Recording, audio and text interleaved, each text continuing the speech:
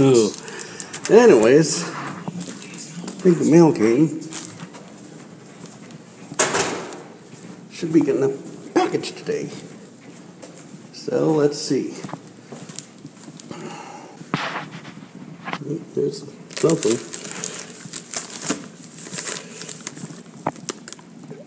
Yep, there it is. All right. Get to my smoke alarm.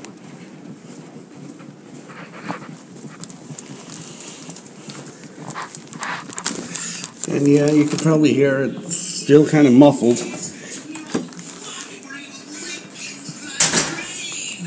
I'll tell you why. Not about why we look at the drain, but I'll tell you why it's still muffled. He does things just to annoy you. But anyways, it's unboxing time now.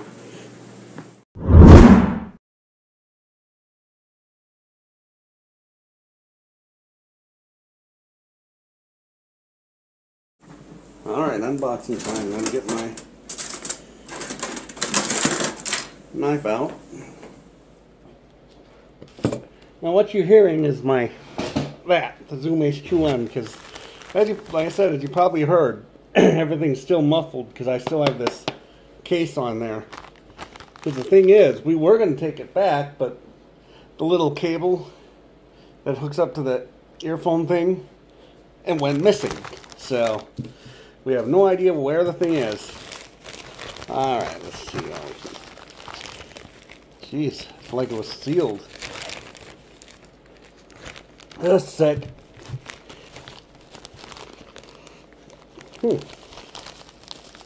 Now this might sound weird, but it smells like cologne in there. But it's not cologne. As I mentioned, it's a smoke alarm. It's this one. Not this exact one, but it's one just like that. And evidently the guy uses cologne or something. Again, sorry you can't see this, but should be using the camera. Alright. Bubble wrap, not ramp. The Vigilante. Early warning smoke detector. I posted this on Facebook, and one of my friends utilizes space age technology, and I joked with him that, you know, to the general public, you know, that means one thing, but any of us fire alarm enthusiasts or collectors or inspectors, that space age means another thing. But anyways, as you can see, it's even still has the shrink wrapped on it. And let's see if I... Yep, Entronic, but actually this one is made by, it's a JS&A smoke alarm. So I think they license it to this. Let's see, where's the model number of it?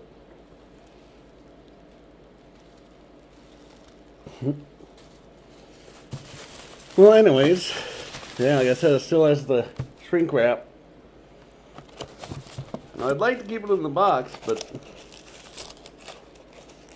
so now it's time to unwrap it, basically. The only problem is, the instant I do this, watch. Little thing below here. Now watch. The instant I do this, yep. Basically, I've just ruined the value of it, if it's in box, that is. I won't take it all the way off. You can hear my scanner in the background. Just a sec. Ooh, ouch. There it is. Hard to do it with one hand. Sorry again. Okay. Here's the owner's manual, and there it is. Looks pretty darn cool, really. Sensor. I think that's the... Yeah, that's the sensor. What's the horn? Whoa! Almost dropped it. That would not have been good. But anyways, the cover just comes off, I think. Here's the back.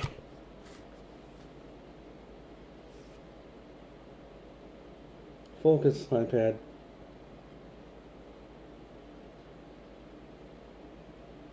Model ES3. So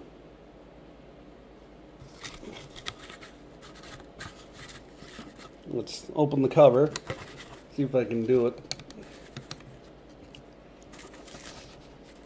without breaking it. That's sick. Let's see. It's got a textured surface.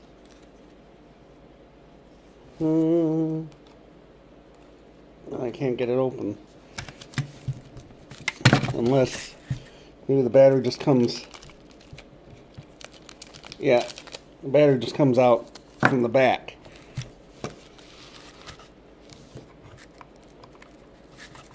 Battery just comes out from the back there, and there's the battery connector. It's kind of hiding in there. Have to fish it out.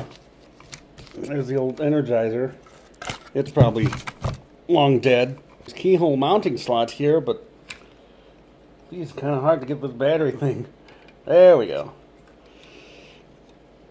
But anyways, yeah, there's keyhole mounting slots, but how can you do that without opening the cover? I didn't see a bracket. So let's look at this again then.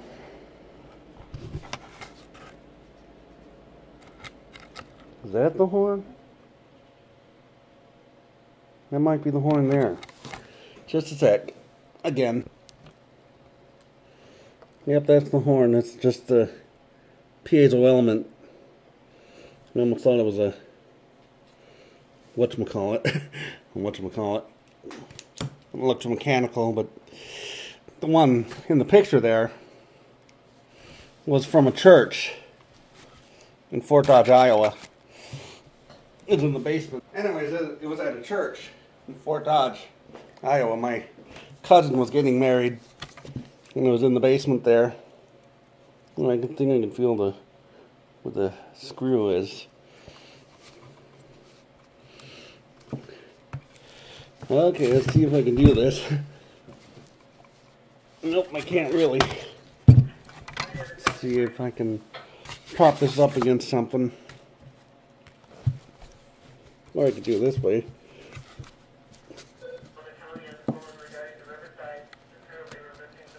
It might beep. Nope. Speaking of beeping, the one that I'm talking about that was at the church was beeping. The battery was low. What the heck? Was that it? Was that the sound?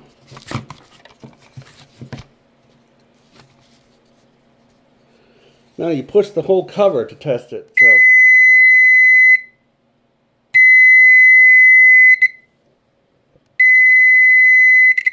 Okay! I have not edited that pitch. Just to prove.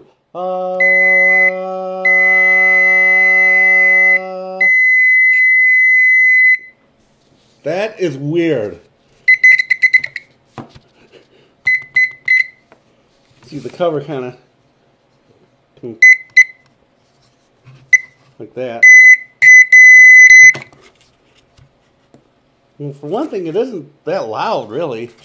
But the other thing, the one that was in the church, had a higher pitch. There was more, more in line with your normal smoke alarms. That's weird. I have never heard one with that pitch. Unless maybe the battery's affecting it. Here's the manual.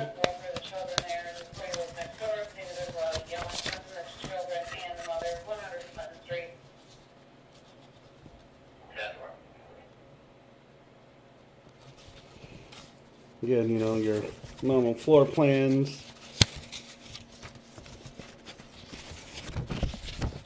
All that. It's hard holding holding a heavy iPad, as I mentioned last time, because this case does add some heft to it.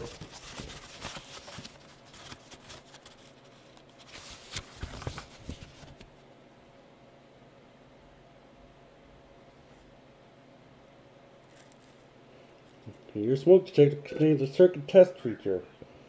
Pressing on the cover at the point labeled circuit test should cause the unit to alarm. The unit will stop alarming when the cover is released. The best way to test your detector is by allowing smoke from a cigarette, cotton wick, or extinguished newspaper to enter the unit. When the alarm is activated, remove smoke source, and the detector will clear itself and stop alarming. Stop alarming! But yeah, like I said, the one. Speaking of that, I've seen that one before. I think it was in a GE manual. I'll have to check. You know, like I said, the one in Fort Dodge had a higher pitch, like it was like F7 or whatever. Like I can't even get to that pitch, so I can't even get to that pitch. So I'll let you hear it here. So here's your fire safety stuff. You see here. Cut out circle from page 14. This represents the back of the smoke detector. Place circle in area desired for mounting. Insert pencil point through the keyhole outlined on paper circle, marking the mounting area. Place screws with spring washers provided on marks. Thread screws until only 1/8 inch screw is shown. Connect the battery and place the battery in receptacle. Place unit on screws and twist counterclockwise to lock on surface. That's also different because the JS&A alarm, in its ad, it says that it uses double-sided tape. So it might be an earlier version or a later version, whichever. Yeah, maybe the battery is making a difference, but I wouldn't think so. There's your mounting. And there's the back of it. But yeah, that is weird. And the battery comes out since there's nothing to hold it in, really.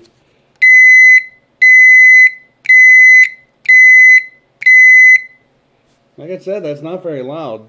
Here, let's test it with a meter. Peaks out at 80.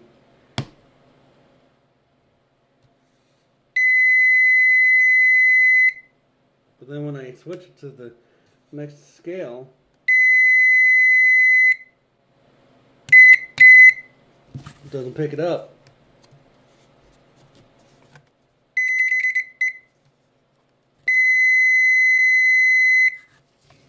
Well, anyways, that's the really unique and interesting Vigilante smoke detector. I can't even remember the name or the model again. ES3.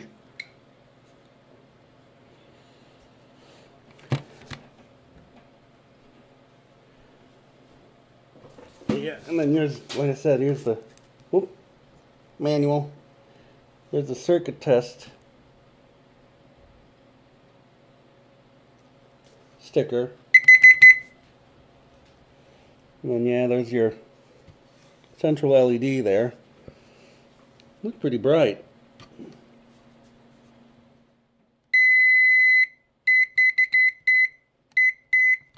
Also, another thing I noticed, let's take a look at the design here. Now, take a look at this clip art design. Oh, okay. Now, take a look at this clip art design. Yep. I guess whoever made that clip art must have had one of these near them. So they based that clip art on this. But that's the very unique and very unique sounding Vigilante ES3. Now if I can get an actual JS&A unit sometime, I'll get one of those too. Alright, goodbye.